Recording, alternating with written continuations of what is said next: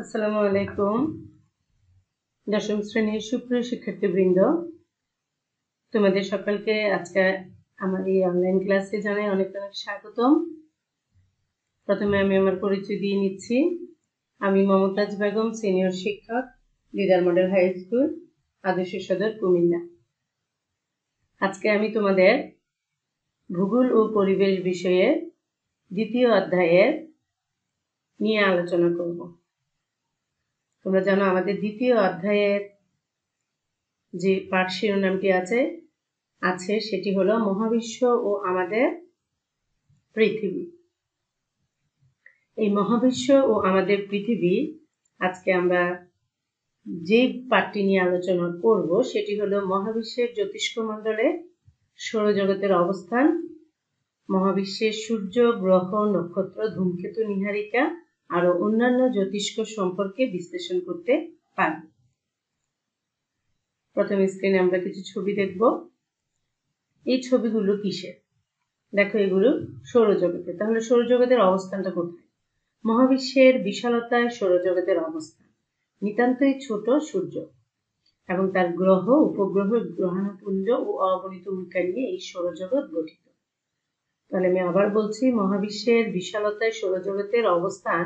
নিতান্তই ছোট সূর্য এবং তার গ্রহ, উপগ্রহ, গ্রহাণুপুঞ্জ ও অগণিত উল্কা নিয়ে সৌরজগৎ গঠিত। সূর্য সৌরজগতের কেন্দ্রে অবস্থান করছে। এই আমরা যদি মহাকাশ সম্পর্কে যদি একটু বলতে হয়, সূর্য একটি নক্ষত্র এবং চাঁদ হলো একটি উপগ্রহ। এই আকাশের শুরু শেষ নেই। এখানে এটা কিন্তু মহাকাশ, আদি অনন্তহীন আকাশকে বলা হয়, বলে থাকি আমরা মহাকাশ। এই মহাকাশে রয়েছে অসংখ্য জ্যোতিষ্ক এবং এরা অত্যন্ত সুশৃঙ্খল ভাবে নিজস্ব কক্ষপথে নির্দিষ্ট গতিতে ঘুরে বেড়াচ্ছে। তাহলে আমরা এখন দেখব পৃথিবীর যে নক্ষত্রগুলো আছে সেগুলো। নক্ষত্র কি? যেসব জ্যোতিষ্কের নিজস্ব আলো আছে, নিজের আলো আছে, তাদেরকে বলা হয় নক্ষত্র। এগুলো হলো জ্বলন্ত গ্যাস পিণ্ড। এরা হাইড্রোজেন ও হিলিয়াম গ্যাস দিয়ে তৈরি। এই মহাকাশে অসংখ্য নক্ষত্র রয়েছে। খালি চোখে আমরা মাত্র কয়েক হাজার নক্ষত্র দেখতে পাই। এই যে গ্যাস বলা হচ্ছে নক্ষত্রগুলো গ্যাস পিণ্ড, গ্যাস অতি উচ্চ তাপমাত্রায় জ্বলছে। সূর্যের প্রখর আলো জন্য দিনের বেলায় আমরা এই অন্যান্য নক্ষত্রগুলোকে দেখতে পাই না। ঠিক আছে, তারপর আমরা দেখব গ্যালাক্সি। গ্যালাক্সি কি? মহাকাশে গ্রহ, নক্ষত্র, ধূলিকণা, ধূমকেতু, বাষ্পকুণ্ডের এক বিশাল সমাবেশকে গ্যালাক্সি বলে। ঠিক আছে, তাহলে আমরা জানলাম এই গ্যালাক্সি হলো, এদের বিভিন্ন আকার আকৃতির আছে।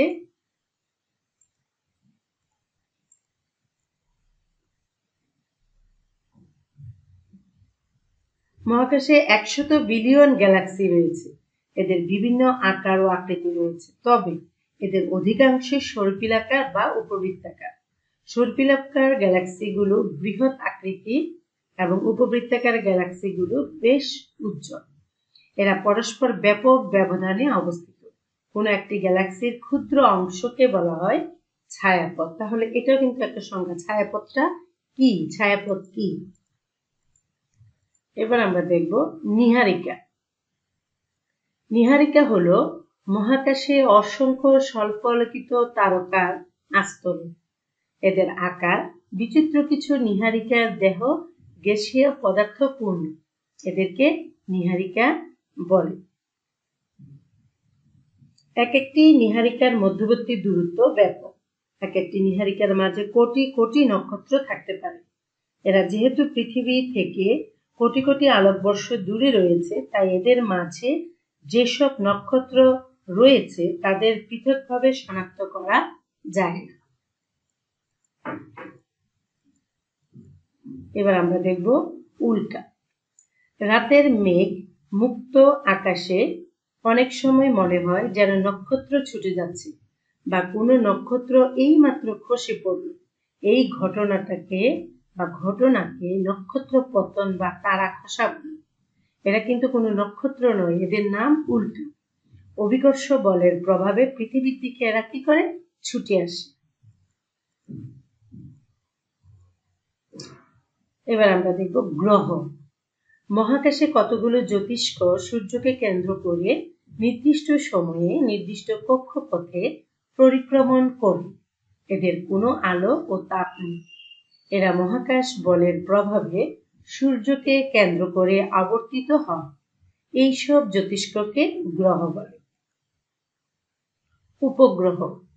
কিছু কিছু জ্যোতিষ্ক গ্রহকে ঘিরে আবর্তিত হয়। এদের উপগ্রহ বা চাঁদ বলে। মহাকর্ষ বলের প্রভাবে এরা গ্রহকে কেন্দ্র করে ঘোরে। এদের নিজস্ব তাপ বা আলো নেই। তাহলে সুপ্রিয় শিক্ষার্থীবৃন্দ, আমরা কি কি জিনিস জানলাম?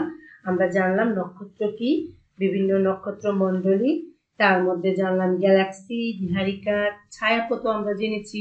ছায়াপথটা হলো কি? ছায়াপথটা আমরা যেটা জানলাম যে কোনো একটি গ্যালাক্সির ক্ষুদ্র অংশকে বলা হয় ছায়াপথ। ঠিক আছে। তারপরে জানলাম আমরা উল্কা, গ্রহ, উপগ্রহ। ঠিক আছে। তাহলে সুপ্রিয় শিক্ষার্থীবৃন্দ, এখান থেকে তোমাদের যে ধরনের প্রশ্ন হতে পারে, যেমন মহাবিশ্ব কি নিয়ে গঠিত, নক্ষত্রগুলো কি দিয়ে তৈরি, চন্দ্র, সূর্য, গ্রহ, নক্ষত্র প্রভৃতি জ্যোতিষ্ক কোথায় রয়েছে, লক্ষ কোটি নক্ষত্রের সমষ্টিকে কি বলে, কিসের একটি মাথা ও লেজ থাকে, আলো 1 বছরে যে পরিমাণ দূরত্ব অতিক্রম করে তাকে কি বলে। তাহলে এই গেল আমাদের। আরো এরকম অনেক ছোট ছোট প্রশ্ন তোমরাও পাবে। তাহলে সুপ্রিয় শিক্ষার্থীবৃন্দ, তোমাদের সকলকে আবারও অনেক ধন্যবাদ জানিয়ে আজকের মতো আমার এই ক্লাস শেষ করছি। সবাই ভালো থাকো, সুস্থ থাকো, নিরাপদে থাকো। আল্লাহ হাফেজ।